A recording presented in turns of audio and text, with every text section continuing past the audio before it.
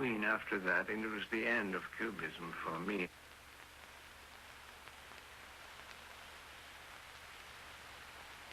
I spent the summer of 1912 in Germany. In Munich, where I stayed a month, I painted Bride. And having exhausted my interest in kinetic painting, my research was in that direction, to find some way of expressing myself without being a painter, without being a writer, without taking one of these labels, and yet producing something that would be an inner product of myself. The two things, mixing up the ideas and their visual presentation, attracted me as a technique. I wanted to go back to a completely dry drawing, dry conception of art.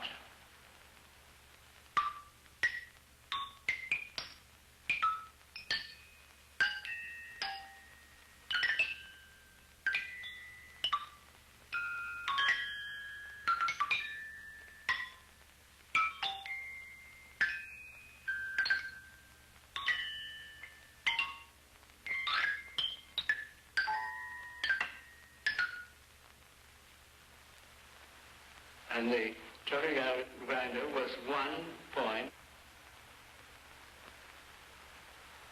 and then came the sliding machine on the side. And this was the real beginning for the large glass.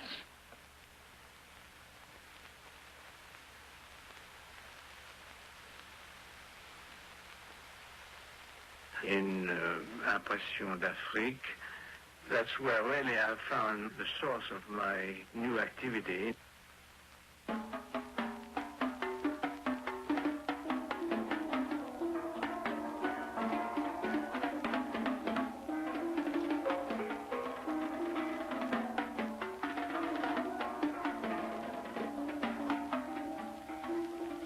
There was Marcel who wrote these completely fantastic descriptions, who gave me the idea of inventing new men, so to speak, new beings, whether made of metal or of flesh, by inventing a world in which things come out differently from the usual one. Bride is a sort of mechanical bride, a concept of a bride. From 1913 on, I concentrated all my activities on the planning of the large glass.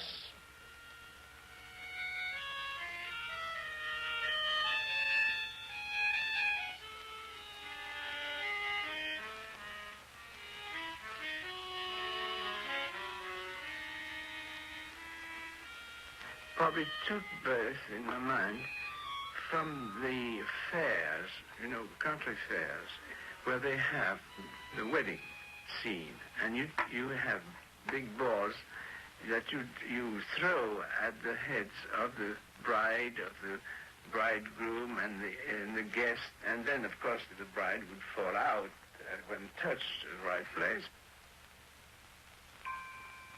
Eroticism is a very dear subject in my life.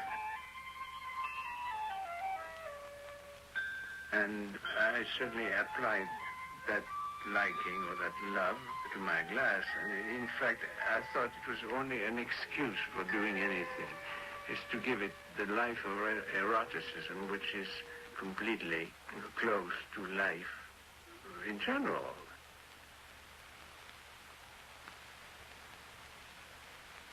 I finally came to New York 2 years later.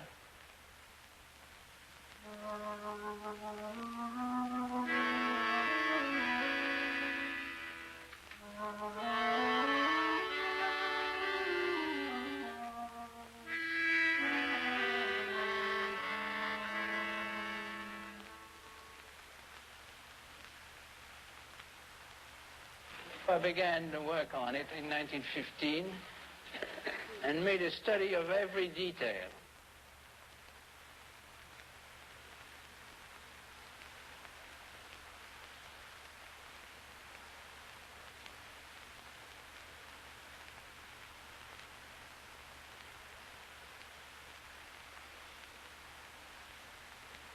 The large glass, also called The Bride Stripped Bare by Her Bachelors, even.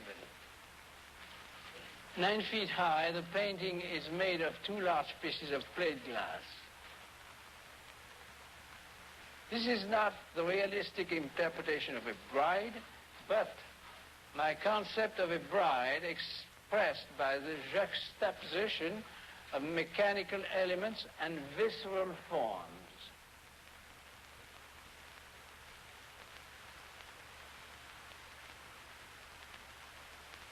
Glass is not a thing you look at. You can look at it, but I mean, it's not, it doesn't appeal to the retina to look at it. But there's a story attached to it, naturally, but it's something that has nothing to do with the retinal art.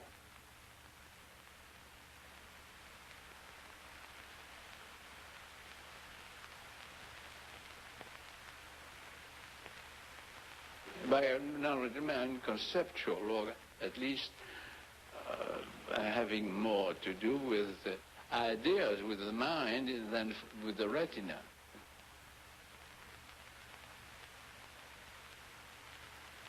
I never finished it. It's society that forces you to finish it, because from the society angle, you must do everything correctly. And I was against anything correct at that time. I wrote a number of notes which were to complement the visual experience like a guidebook, like a Sears and Roebuck book. But I got tired of it after 8 years of this stupid work of copying myself all the time, having conceived it, you see. Then you have to execute it. The execution was a boring affair. That's very important for me not to be engaged in any groove. I want to be free, and I want to be free from myself.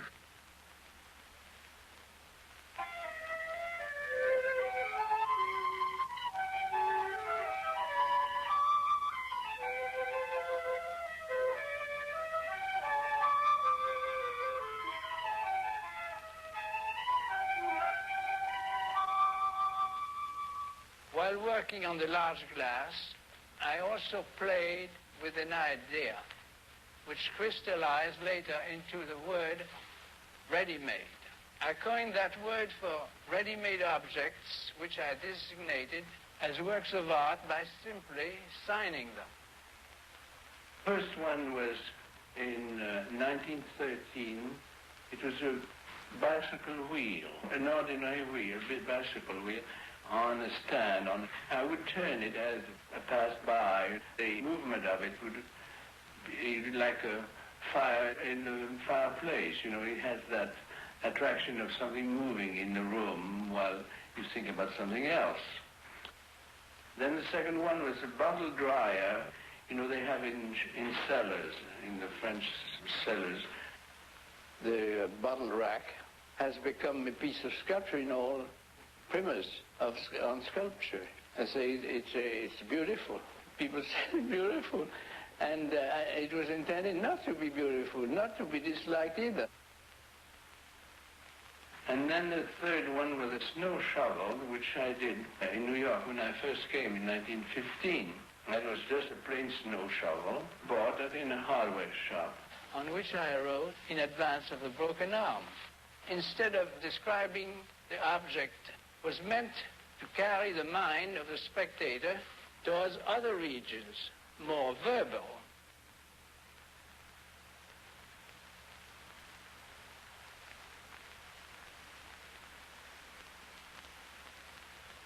It's an ordinary metal dog comb on which I inscribe a nonsensical phrase.